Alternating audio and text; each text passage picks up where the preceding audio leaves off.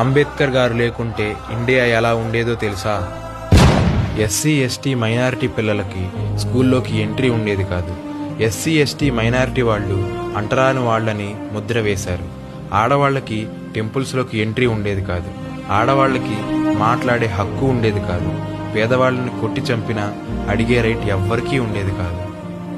ఎంతటి చీకటి అంటరాని సమాజంలో ఏప్రిల్ 14, 1891 మధ్యప్రదేశ్లోని మాలే గ్రామంలో డాక్టర్ బిఆర్ అంబేద్కర్ జన్మించారు.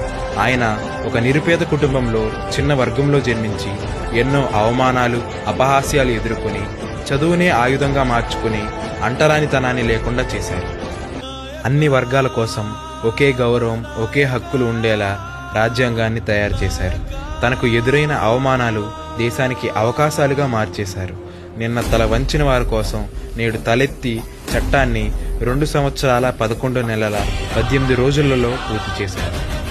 32 డిగ్రీలు సంపాదించిన ఏకైక భారతీయుడు, అలాగే ఫాదర్ ఆఫ్ ది కాన్స్టిట్యూషన్ కేవలం మన అంబేద్కర్ గారు. ఇంతకుముందు ఎవరైతే ఉమెన్స్కి మాట్లాడే అర్హత లేదని చెప్పారో ఈరోజు అదే ఉమెన్స్ ఇందిరాగాంధీ, జయలలిత లాంటి వాళ్ళు ఇండియానే పరిపాలన చేస్తున్నారు. ఇది కేవలం అంబేద్కర్ గారి వల్లనే సాధ్యమైంది. Don't listen to what others say, just keep going on your path. One day your success will prove them wrong. Follow your dreams, not other opinions.